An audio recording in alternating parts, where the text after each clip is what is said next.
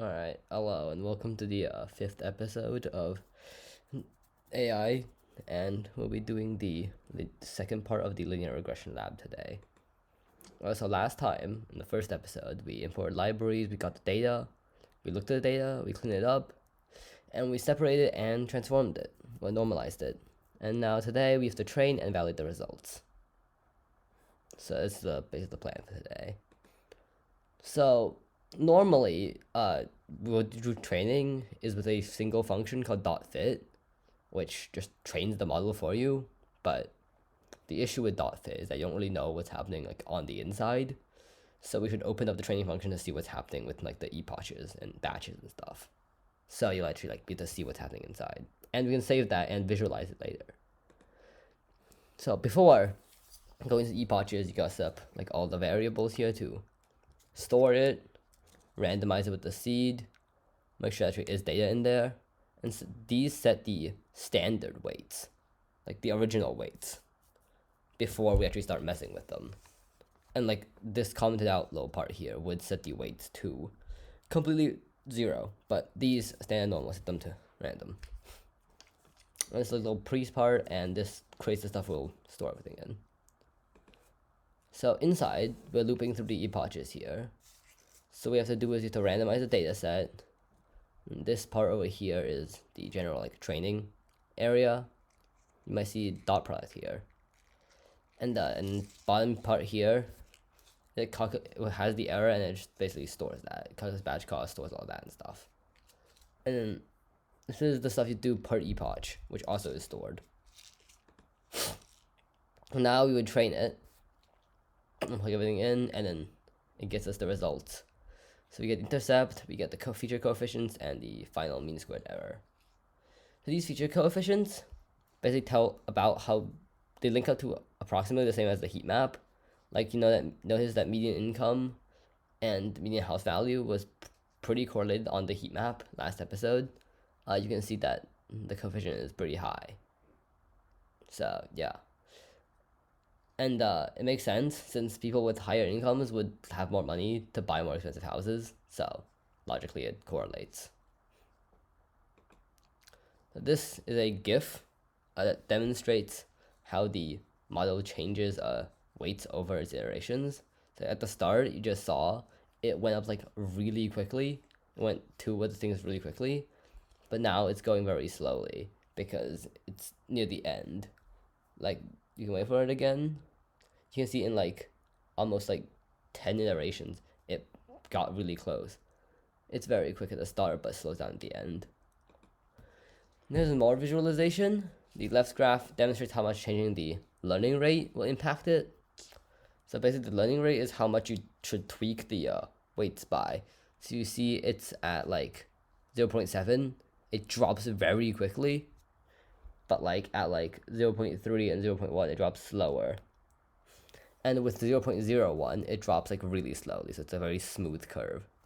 It's still fast, but compared to the other three, very slow. And the right graph demonstrates how the model improves over time. And the actual median house values on the x-axis and the predicted is on the y-axis.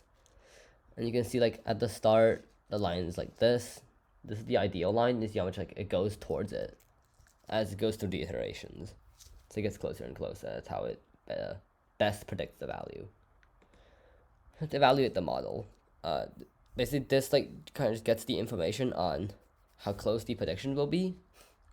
The R-squared value shows that basically, but you may notice the R-squared value is like not like 0.99 or 0.1, and that's not really possible with this data set. Like, you can't exactly predict the value of a house given these values, so training it more won't actually make it more accurate.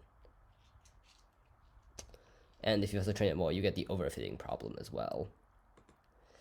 So these are the results. These are the things we use. You didn't see in this graph, which is the actual house value versus predicted house value.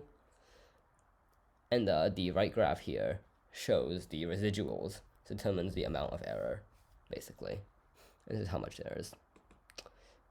There is something else I have withheld from you, but I'll tell you now about something else. Different types of training. There are three big like general groups of training, which is called full batch, mini batch, and stochastic. Full batch is when you tweak the weights after each full run through a data set. So like if you run through the entire data set once, you change it out once after you run through the data set. A mini batch goes through batches, basically. So it's like after I go through, let's say, 64 values, I'll tweak the weights. So basically an amount of values n, and you can set what that you want. What do you want that to be? And stochastic basically tweaks the values after each and every single piece of data. And you get to see like what that looks like. You can kind of see it here. And for us, we used full batch gradient descent to train it. An important note, on the next pieces of like visualization I'll show you, they're using the number of weight updates. It might say like epochs, but that's only on full batch, because full batch, one epoch is one weight update. So the amount of data run through is not equal. So in full batch, for example, let's say it updates weights 100 times, means it goes through a lot. I think it's like 1.6 million. Yeah, it's 1.6 million pieces of data, since it updates once per run through. So if it runs through 16,000 pieces of data, which the data set is 100 times, it'll go through 1.6 million pieces of data. But if stochastic goes through 100 updates, that means it only went through 100 pieces of data. It updates data once per like singular piece of data.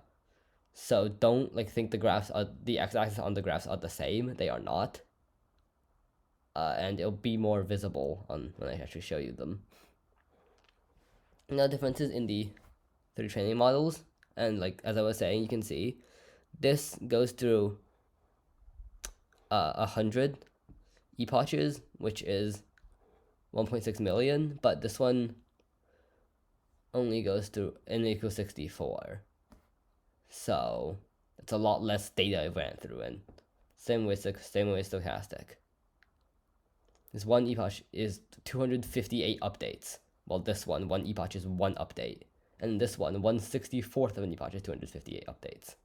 So not equal, but you can generally see the effect. What happens? Full batch has a very smooth curve as it descends. A mini batch descends very quickly, but like jitters around. You can see here. And stochastic is very chaotic, but again, this only goes through 250 pieces of data. That's like barely anything in the grade scale of things, so it doesn't actually that accurately represent it.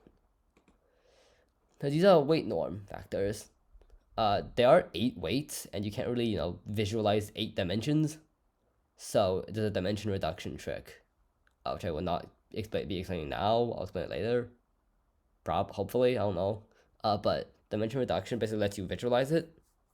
So these plots show when it converges from the start to the end. And you can see in full batch, it goes very smoothly, like it's very smooth. The mini batch is a bit more jittery, but you can see it's generally kind of smooth. And the stochastic is very chaotic. Like it just jitters around a ton, but remember, stochastic goes through less steps as well. Like this is 50, 250, 1,000. So you're not going through the same amount of data there. And if you visualize it in 3D space, you can see that happened in 3D space as well. It's the same tube for x and z, and we're using mean squared error as height. And you can see for full batch, again, it's a smooth line. For mini batch, it's a bit more jittery. Can't really tell from this angle, and for stochastic, it is very jittery. So, yeah. Thanks for watching. More coming soon, hopefully. That's really about it. Yeah.